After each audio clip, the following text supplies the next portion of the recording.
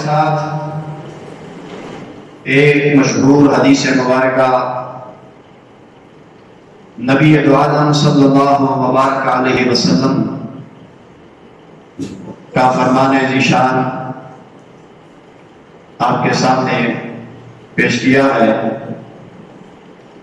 دعا اللہ تعالیٰ صحیح معنوں میں ہمیں سمجھ کر محبت کے ساتھ عمل پیرا ہونے کی توفیق عطا فرمائے۔ میری گفتگو کا لب لباب جو ہے وہ یہ ہے کہ صدقہ ایک عظیم عبادت ہے، یعنی صدقہ کے حوالے سے قرآن مجید سورۃ حمید میں سے جو میں نے ایک مختصر آیت مبارکہ تلاوت کی، اس کے اندر رب کریم نے ایمان والوں کی ایک نشانی بیان فرمائی۔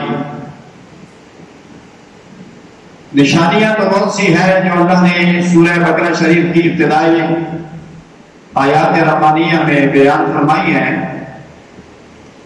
ان میں ایک یہ بھی ہے کہ رب کریم نے ارشاد فرمایا وَمِمَّا رَزَقْنَاهُمْ يُنْفِقُونَ۔ مومن ایمان والے کی ایک علامت اور نشانی اور پہچان یہ بھی ہے کہ وہ اللہ کے دیے ہوئے مال میں سے رب کے راہ میں قربان کرتا ہے۔ اب صدقے کی مشہور دو اقسام ہے، دو قسمیں ہیں۔ ایک کا نام عام صدقہ ہے اور ایک کا نام صدقہ جاریہ ہے، اور پھر انہی میں سے ایک صدقہ وجوبی ہے اور ایک صدقہ نفلی ہے۔ علماء محدثین نے صدقہ وجوبی کے اندر زکوٰۃ کو بھی شمار کیا، عشر کو بھی شمار کیا، اور نظر معین کو بھی شمار کیا، اور اپنی صدقہ ہوا ہے جو مومن مسلمان ویسے اللہ کی رضا کے لیے اللہ کے دیے ہوئے مال میں سے خرچ کرتا ہے۔ وہ مثلا کسی کو پانی پلا دینا یا کسی کی مالی خدمت کر دینا، یہ نفلی صدقہ میں شامل ہے۔ اب صدقہ جاریہ اور صدقہ میں فرق یہ ہے، عام صدقہ اگر بندہ کرتا ہے تو اس کا ثواب بھی اللہ کی بارگاہ میں سے ملتا ہے، اور صدقہ جاریہ کا تو یہ ہے کہ بندے نے ہاتھ کیا اور اس کا ثواب اس دن سے لے کر صبح قیامت تک اللہ اسے عطا فرماتا رہتا ہے۔ مثلا مسجد بنا دینا یہ صدقہ جاریہ میں سے ہے، مدرسہ بنا دینا یا جگہ وقف کر دینا یہ صدقہ جاریہ میں سے ہے، راستہ بنا دینا، کنواں کھدوا دینا، اور قبرستان کے لیے زمین وقف کر دینا، یا اور ایسی چیز، ایسی جگہ کہ جن سے فائدہ اللہ کی مخلوق اٹھاتی رہے، تو اس بندے کو اس دن سے لے کر صبح قیامت تک اللہ اس کا ثواب عطا فرماتا ہے۔ نبی علیہ السلام کے دور میں صحابہ کرام رضوان اللہ تعالی علیہم اجمعین کا یہ پیارا طریقہ مبارک تھا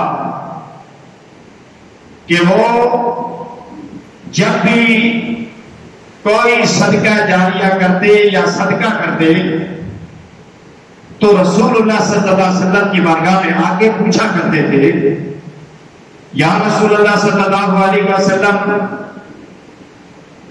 ہمارا دل یہ کرتا ہے کہ ہم صدقہ کریں، آپ ہمیں تجویز اور رہنمائی فرمائے ہماری کہ ہم کون سا صدقہ کریں۔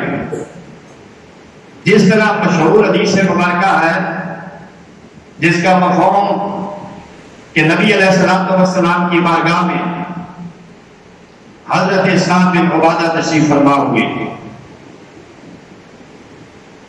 اللہ اکبر، امام الانبیاء صلی اللہ علیہ وسلم کے پیارے صحابی حضرت سعد بن عبادہ رضی اللہ تعالی عنہما، حضرت سعد رضی اللہ تعالی عنہ رسول اللہ کی بارگاہ میں حاضر ہوئے، آگے عرض کی یا رسول اللہ صلی اللہ علیہ وسلم، میری امی جان فوت ہو چکی ہیں، میری والدہ مر گئی، وفات پا گئی، انتقال کر گئی، وصال فرما گئی، میں اس کے لیے صدقہ کرنا چاہتا ہوں، رہنمائی فرمائے میں کیا صدقہ کروں تاکہ میری امی کو ثواب پہنچے۔ نبی علیہ السلام نے سارے صحابہ سے مشورہ کیا،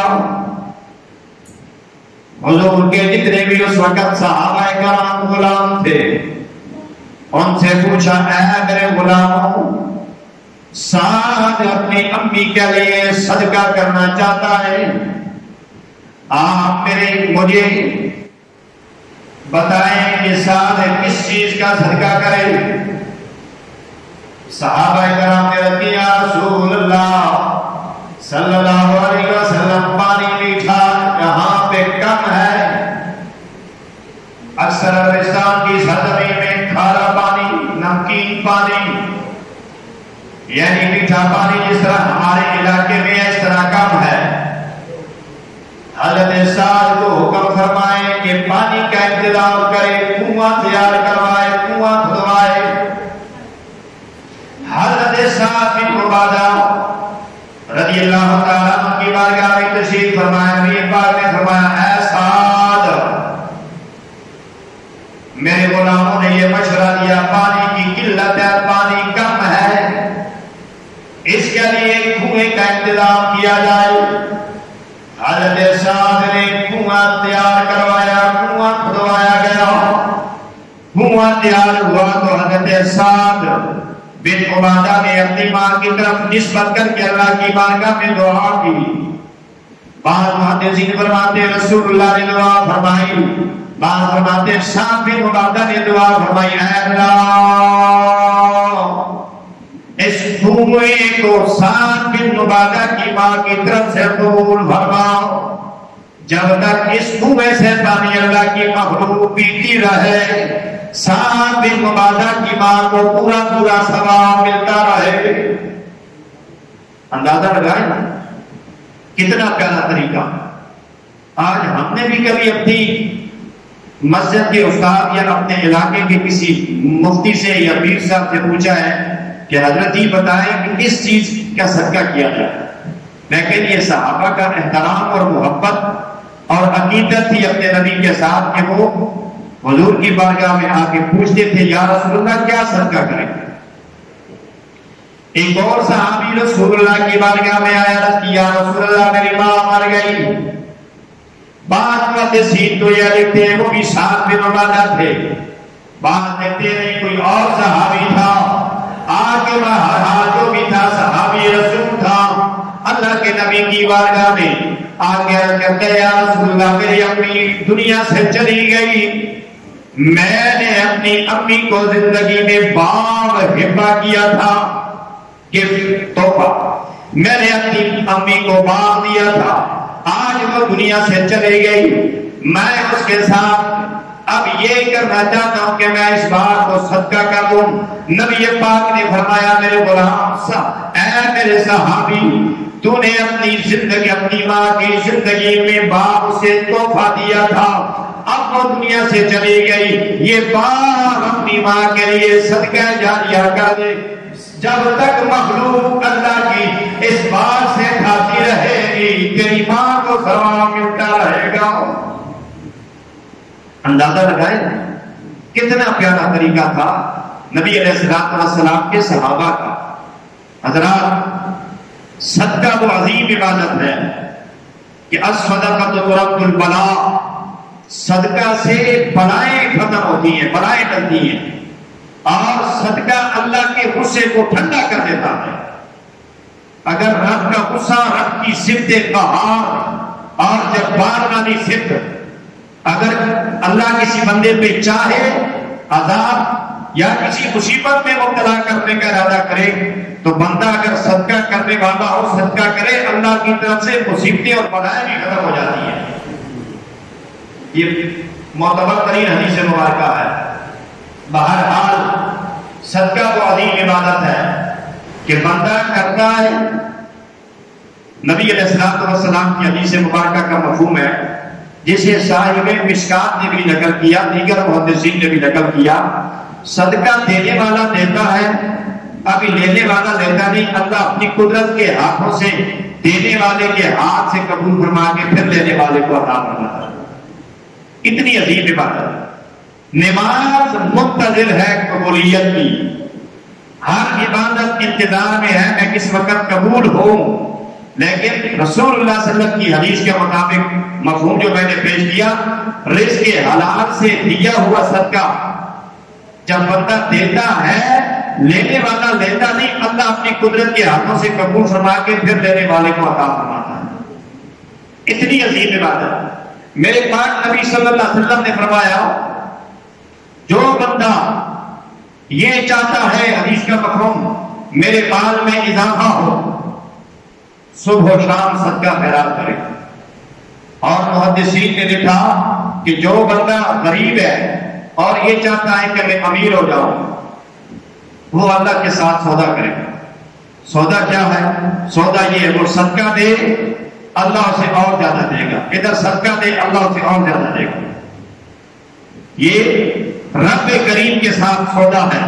صدقہ دینے والا دیتا ہے اور اللہ اس کے رزق میں مزید. اور نبی علیہ السلام کی حدیث مبارکہ کا مفہوم ہے، میرے آقا علیہ السلام نے فرمایا دینے والے بنو. جب تم دینے والے بنو گے اللہ پھر تمہیں عطا فرمائے گا. جب تم روک روک کے رکھو گے تو پھر اللہ بھی اسی انداز سے تمہیں دے گا.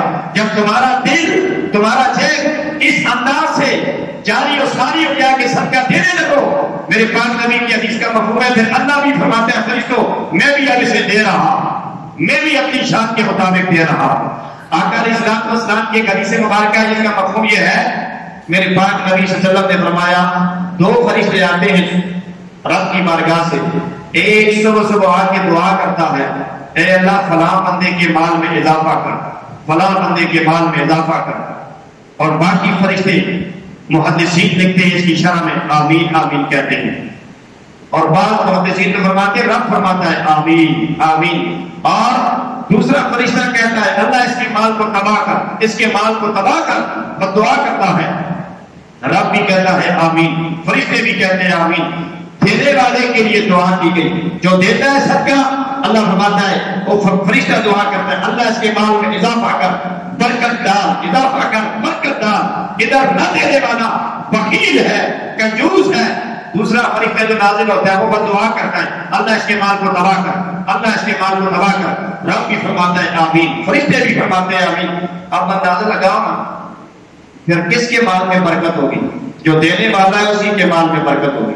پہلے لوگ کہتے ہیں جی ایک کمانے والا 10 کھانے والے. اب 10 کمانے والے اور 10 کھانے والے برکت نہیں. وجہ یہ ہے وہ جو کام بھی کرتے تھے اس کی ابتدا صدقے سے کرتے تھے. صبح ہوتی صدقہ، شام ہوتی صدقہ. پتہ یہ چلا صدقہ دینے والے کے مال میں اللہ برکت فرماتا ہے. اور رب کا قرآن ہے یمحق اللہ الربا ویربی الصدقات. رب کریم نے قرآن مجید میں ارشاد فرمایا میں سود کو ختم کرتا ہوں، حرام مال کو تباہ کرتا ہوں. ویربی الصدقات، ربا یربی کا معنی ہے پالنا. اس حدیث اس آیت مبارکہ کے تحت نبی پاک صلی اللہ علیہ وسلم کی بے شمار حدیث مبارکہ ہیں. حضور علیہ السلام نے مثال دی. نبی پاک صلی اللہ علیہ وسلم نے فرمایا جس طرح پالنے والا ایک بندہ اونٹنی پالے یا دوسری حدیث مبارکہ کا مفہوم ہے کہ بکری پالے اور چند عرصے کے بعد 10-20 سال کے بعد اس بکری کی وہ پرورش کرتا ہے، کتنے بچے اس کے ہوتے ہیں، بکریاں بکرے ہوتے ہیں۔ نبی علیہ السلام نے فرمایا فجر بالصدقات، اللہ اپنے بندے کے صدقے کو اس طرح پالتا ہے، دی اس نے 2 کھجوریں، دی اس نے 2 درہم، دیا اس نے 200، دیا اس نے 2000۔ میرے پاک نبی صلی اللہ علیہ وسلم نے فرمایا جب وہ دیتا ہے 2000، 200، 2 درہم، نبی علیہ السلام کی حدیث مبارکہ کا مفہوم یہ ہے اللہ قیامت کے دن اس کا یہ 200، 2000، 2 درہم قیامت کے دن پہاڑوں سے بھی زیادہ مزید بڑھا چڑھا کر اسے مال کی شکل میں اس کے نامہ اعمال میں نیکیاں فرما دے گا۔ سبحان اللہ۔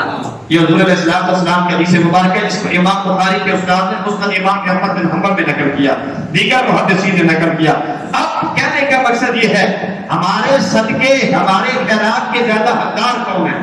اب یہ بھی سوال ہے۔ صحابہ کرام نے نبی علیہ السلام کی بارگاہ میں سے پوچھا یا رسول اللہ ہمارے صدقے کے حقدار کون، ہماری زکات کے حقدار کون، ہمارے مال کے حقدار کون؟ میرے پاک نبی صلی اللہ علیہ وسلم نے فرمایا تمہارے صدقے، تمہارے مال، تمہاری زکات، تمہارے اجر کے سب سے زیادہ حقدار وہ ہیں جو متقی اور دیندار لوگ ہیں، متقی اور دیندار لوگ ہیں، دین کے ساتھ تعلق رکھنے والے ہیں۔ اور ایک اور حدیث مبارکہ ہے، نبی علیہ السلام نے فرمایا جس کا مفہوم یہ ہے کہ اپنے کھانے اپنی دعوت اگر تم چاہتے ہو کسی کو کھلائے جائے، حضور نے فرمایا پھر دیکھو کہ تمہارے علاقے میں متقی بندہ کون ہے، نیک کون ہے، پرہیزگار کون ہے۔ اور رب کی بارگاہ میں اور مصطفیٰ کریم صلی اللہ علیہ وسلم کی بارگاہ میں سب سے بہترین عمل یہ ہے کسی مسلمان کو کھانا کھلانا۔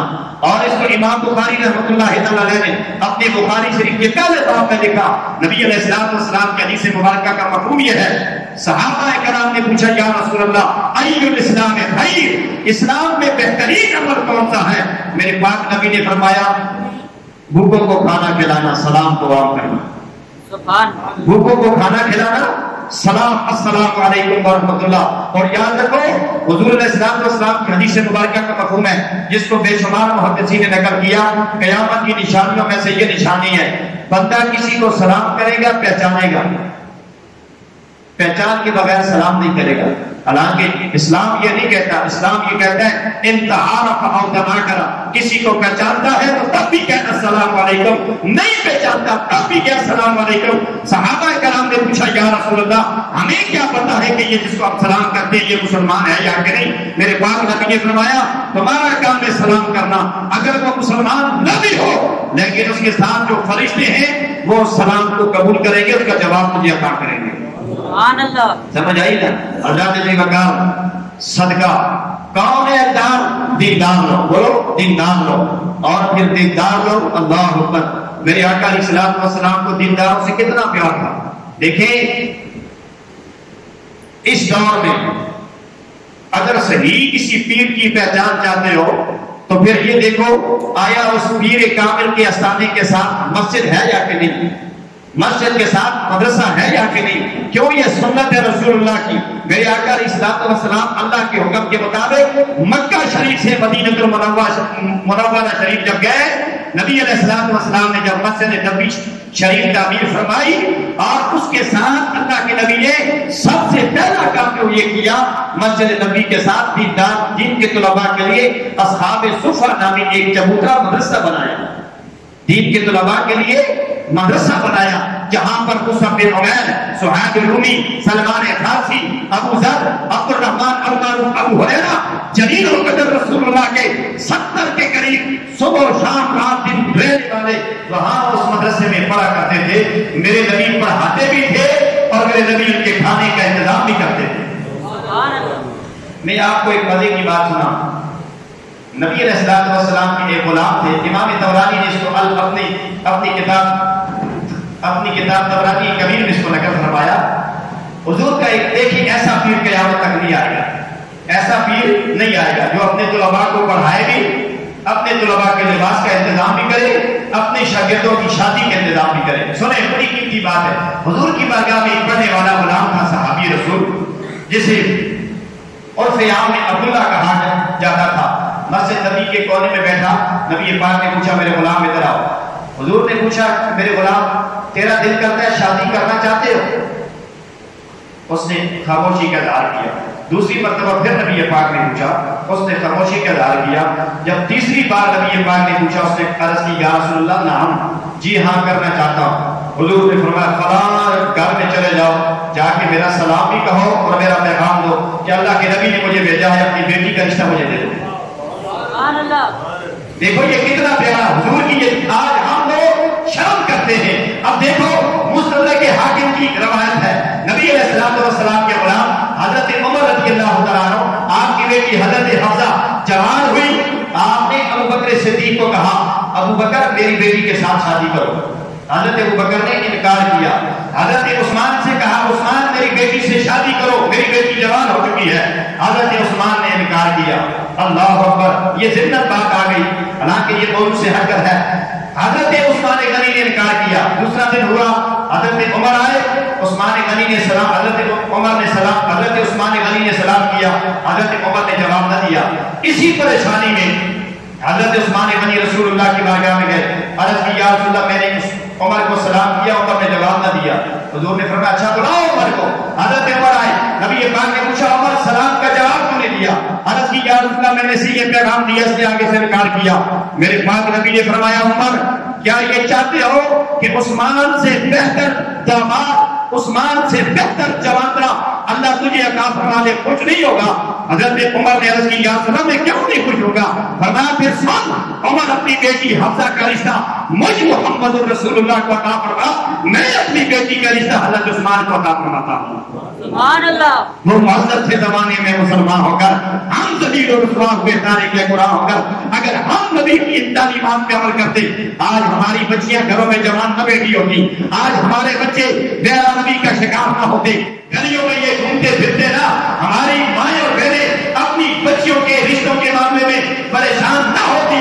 کاش کہ ہمیں وہ رسول اللہ کی اور صحابہ کی تعلیمات یاد آ جائے اور ہم ان پہ عمل کرنا شروع کر دیں, پھر ہم بھی اپنے زمانے میں معذر بن جائیں گے. سمجھ آئی نا میں بات کر رہا تھا؟ حضور نے فرمایا اچھا جاؤ سلام کہو اور میرا پیغام کہو. پیغام دیا, انہوں نے کہہ دیا ہاں جی جب نبی نے بھیجا ہے ہم نے اپنی بیٹی کا رشتہ تجھے دے دیا.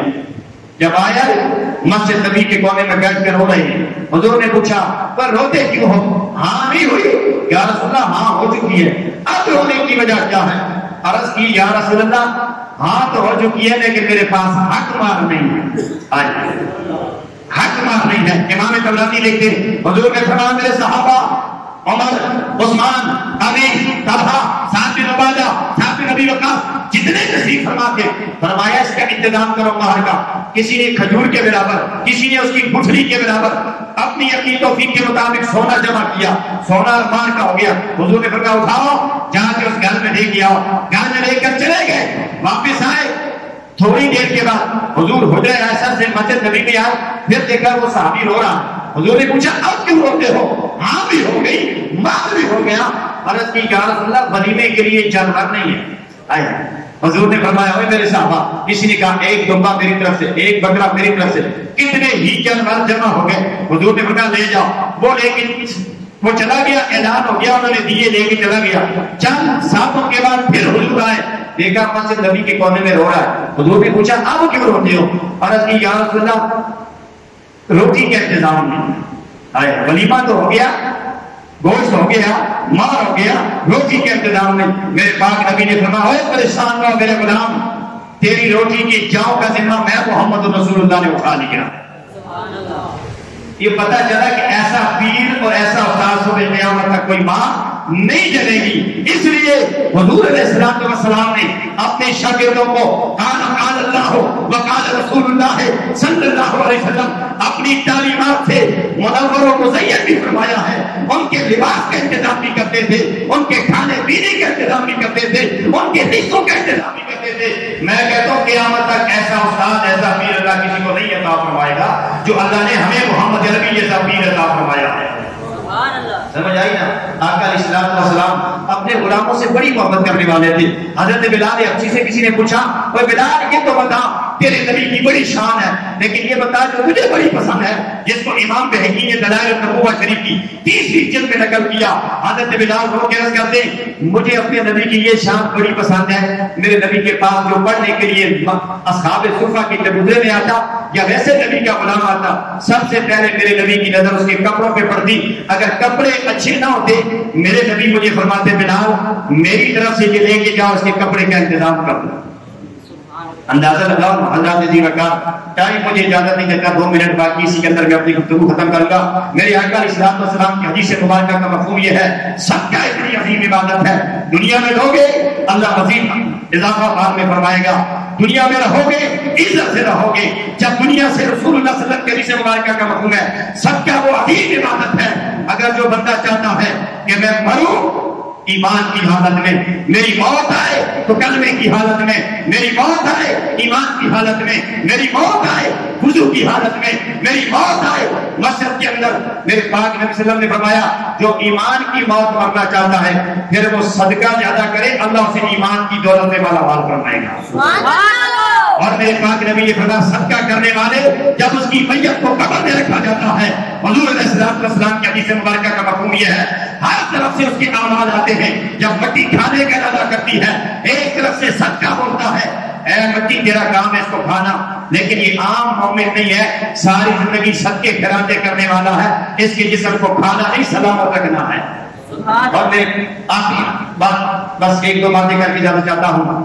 نبی علیہ السلام نے فرمایا 7 قسم کے لوگ، بعض محدثین نے لکھا 7 قسم کے، بعض حدیث کی کتابوں میں ہے 5 قسم کے، ایسے لوگ ہیں جن کو قیامت کے دن اللہ اپنے عرش عظیم کے سائے کے نیچے جگہ عطا فرمائے گا۔ دیکھیں نا آج گرمی ہے نا، کسی بندے کو کہو کہ باہر 1 گھنٹہ کھڑا ہو سکتا ہے؟ نہیں ہو سکتا، لیکن قیامت کا دن 50,000 سال، بولو کتنا؟ 50,000 سال کے برابر کا دن ہے، 50,000 سال کے برابر کا دن ہے، اور اس دن اتنی گرمی ہوگی بندہ کیسے کھڑا ہوگا اور کس طرح کھڑا ہوگا؟ میرے پاک نبی صلی اللہ علیہ وسلم نے فرمایا سایہ تو نہیں ملے گا ہر کسی کو، لیکن چند لوگ ہیں جنہیں اللہ اپنے عرش عظیم، فرمایا نا انجا منازل اللہ تحت ظل عرشی، آج کسی چیز کا سایہ نہیں ہے، اللہ کے عرش کا سایہ ہے۔ حضور فرماتے ہیں پھر وہ سایہ کنہیں ملے گا؟ ان 5 یا 7 ان بندوں میں سے ایک بندہ وہ بھی ہے، نبی پاک صلی اللہ علیہ وسلم فرماتے ہیں جس نے زندگی میں صدقے خیرات زیادہ کیے ہوں گے اللہ اسے قیامت کے دن اپنے عرش عظیم کے سائے کے نیچے جگہ عطا فرمائے گا۔ حضرات کتنی عظیم عبادت صدقہ، اور پھر دیکھیں یہ صدقہ اور اس کا اعلان یہی کرنا، یہ میرے پاک نبی صلی اللہ علیہ وسلم کی سنت مبارک ہے۔ امام علامہ ابراہیم دہلوی رحمہ اللہ نے اپنی کتاب میں لکھا میرے آقا علیہ السلام نے 3 ایسی مقامات آئے، حضور نے اس میں چندے کی اپیل فرمائی، ایک مسجد نبوی کی توسیع میں، ایک آپ نے لکھا اصحاب صفہ جو اس مدرسے میں پڑھنے والے غریب طلباء تھے ان کے لیے، اور تیسرا ابراہیم دہلوی نے لکھا اللہ کے پاک نبی صلی اللہ علیہ وسلم جہاد کے موقع میں حضور خود اعلان فرماتے تھے، لیکن قربان جاؤ امام بخاری نے کتاب الزکات کے اندر، امام بخاری کا استاد مصنف ابن ابی شیبہ آپ نے کتاب الزکات کے اندر، امام بخاری کا استاد مسند امام احمد بن حنبل اپنے فقہ کے اپنے مذہب کا امام 4تھے نمبر کا حنبلی مذہب کا امام حضرت امام احمد بن حنبل نے اپنی کتاب میں لکھا، نبی علیہ السلام صحیح ابن حبان میں موجود ہے اور مستدرک حاکم میں موجود ہے، آقا علیہ السلام سال میں 1 مرتبہ اپنے منبر پہ کھڑے ہو کے اپنے غریب اور مسکین دیندار طلباء اور مساکین کے لیے خود اپنی زبان مبارک سے زکات اور صدقہ اکٹھا فرمایا کرتے تھے، اعلان حضور کرتے، بلال حبشی چادر بچھاتے اور وہ صدقہ اور وہ مال صحابہ اکٹھا کر کے یہاں رکھتے۔ لیکن امام طبرانی نے بڑی قیمتی بات لکھی طبرانی کبیر کے اندر، آپ نے لکھا 11ویں جلد کے اندر، آپ لکھتے نا حضور صلی اللہ علیہ وسلم 2 منٹ باقی ہے، حضور نبی پاک صلی اللہ علیہ وسلم آپ کیا کرتے تھے؟ جب امام طبرانی کی روایت پیش کرتا ہوں، آپ فرماتے ہیں جب حضور اعلان کرتے بلال صحابہ سے اکٹھا کرتے، جب صحابہ سے اکٹھا ہو جاتا صدقہ زکات جو بھی معاملہ تھا حضور فرماتے بلال اب عورتوں کے پاس اکیلے نہ جانا، حالانکہ باقی محدثین نے مصنف ابن ابی شیبہ کو امام بخاری سے لے کر باقیوں نے کہا بلال کو حضور بھیجتے جاؤ اب عورتوں سے صحابیات سے اکٹھا کر کے لاؤ، لیکن امام طبرانی لکھتے نا نبی پاک فرماتے بلال مردوں سے اکٹھا کر لیا؟ جی یا رسول اللہ اکٹھا کر لیا۔ فرمایا اب پھیرو، عورتوں کے پاس اکیلے نہ جانا، میں محمد نبی تیرے ساتھ جاؤں گا۔ حضرت بلال رسول اللہ دونوں ہر دروازے پہ جا کے بلال دستک دیتے، اندر سے آواز آتی من فتح الباب، دروازہ کھٹکھٹانے والے کون ہیں؟ آپ فرماتے میں غلام مصطفیٰ حضرت بلال ہوں اور میرے ساتھ محمد نبی ہے۔ حضور نے پیغام دیا جلدی کرو۔ امام طبرانی لکھتے ہیں عورتیں اپنی کانوں سے بالیاں، اپنی ہاتھ کی انگلیوں سے انگوٹھیاں اتار کے رسول اللہ کی بارگاہ میں، بلال کی بارگاہ میں پیش فرما دیتی تھی۔ حضرات پتہ یہ چلا میرے آقا علیہ الصلوۃ والسلام صدقے کو بڑا پسند فرماتے تھے، اور اسی لیے قرآن مجید میں نماز کے بعد الحمدللہ آپ کے محمد صاحب جو آپ کے مسجد کے امام و خطیب عالم بھی ہیں، مفتی بھی ہیں، نماز کے بعد سب سے زیادہ ذکر جس کا ہے وہ پھر صدقے کا ہے۔ نماز کا سب سے زیادہ ذکر ہے، پھر اس کے ساتھ ساتھ صدقے کا ذکر ہے۔ اللہ تعالیٰ ہمیں صحیح معنوں میں صدقہ کرنے کی توفیق عطا فرمائے، اور صحیح معنوں میں صدق کے دل کے ساتھ۔ یاد رکھو مسند امام احمد بن حنبل میں امام بخاری کے استاد نے ایک بڑی چنگی بات لکھی۔ میں اکثر یہاں آپ کے علاقے میں پیر ثانی سرکار صاحب ہیں، پیر و مرشد ہے، میں ان کے پاس جاتا ہوں تو وہ اکثر کہتے ہیں جی مولانا یہ دعا کرو اللہ دل کا امیر بنائے، جیب کا امیر نہ بنائے، دل کا امیر بنائے۔ میں اکثر سوچتا تھا کہ یہ بات تو بڑی اچھی ہے، لیکن پتہ نہیں یہ کدھر ہو بھی کہ نہیں۔ میں جب پڑھا کہ جو میں نے حدیث کی کتابوں کے حوالے دیے، یہ 7 حدیث کی کتابیں سیاہ ستہ کے علاوہ سب میں یہ روایت موجود ہے، اور مسند امام احمد بن حنبل نے تقریباً 10 سے زائد مقامات پر اپنی مسند میں اس روایت کو نقل کیا۔ میرے آقا علیہ السلام نے فرمایا جس کا مفہوم یہ ہے بندہ جیب سے مالدار نہیں ہوتا، امیر وہی ہوتا ہے جس کو اللہ دل کا امیر بنا دے۔ یہ حضور کی حدیث کا مفہوم ہے۔ حضور نے فرمایا میرے صحابہ جیب کا بندہ مالدار نہیں ہوتا، بندہ مالدار اور امیر وہی ہوتا ہے جس کو اللہ دل کا امیر بناتا ہے۔ اللہ تعالیٰ نے صحیح معنوں میں سن کر سمجھ کر عمل پیرا ہونے کی اس حوالے سے توفیق عطا فرمائے، اور میں ہر جگہ یہ دعا کرتا ہوں اللہ تعالیٰ ہمیں اسلام پہ